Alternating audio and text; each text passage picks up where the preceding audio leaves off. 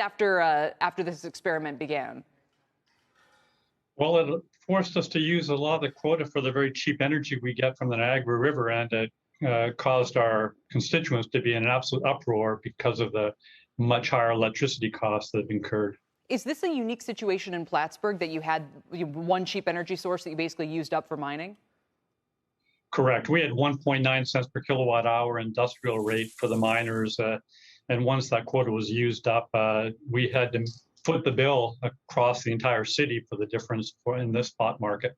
Could other cities, though, be better off? Or I guess what I'm saying is, are you uniquely sort of positioned that way, or is this the way it works pretty much across the country? Somewhat. If you think about it, there's only a fixed amount of electricity we have to go around, and if you start using 10, 15% of your supply, like we were diverting to Bitcoin, it very quickly increases the rates everywhere for everybody and puts a lot of pressure on the grid for that matter as well. I wonder, though, if people can look to your experiment, why they think theirs might end differently this time. Hopefully they could learn from some of the things that we had to endure. We put in a whole set of building and safety codes, and especially a code that requires the Bitcoin operators to convert that excess heat to actually heating buildings and structures, et cetera, to do so in a sustainable way. So maybe they can avoid, with good planning, some of the problems that we had to work out for ourselves. It's fascinating to think about how that heat could be redeployed. Listen, I lived outside Syracuse for many, many years. I know what it's like up there. You could use the heat over the winter. You guys actually went so far as to ban crypto mining, didn't you, a few years back? Just a moratorium until we could properly get all the protections in place, and then we opened up again. Once we opened it up again, required them to realize these building code safety measures and recycling just a portion of their heat. And no longer were any Bitcoin people interested. Before that, we were having a number of applicants every single week trying to beat down our door to get in. Do you suspect that places who want Bitcoin mining don't care what happened in your case, that they might say, whatever, it'll be good for us for a short period of time, and by the time it becomes a problem, we'll just kind of let them move on? Yeah, in a short period of time, I think, is the operational term, because we don't know how long this phenomenon is going to last until we move to a proof of stake kind of model as well.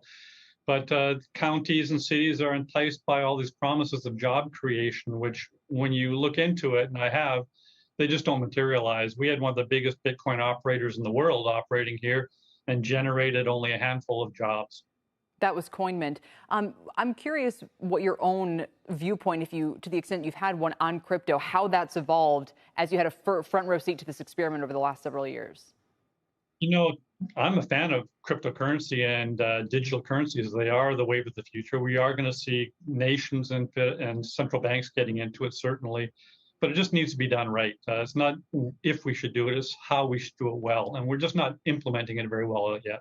And so I guess the final takeaway is, if you want Bitcoin mining, you have to do it in a way that's almost disconnected from the local electric grid. Are there any cheap way? We could think, you mentioned Niagara River, you could think about Niagara Falls.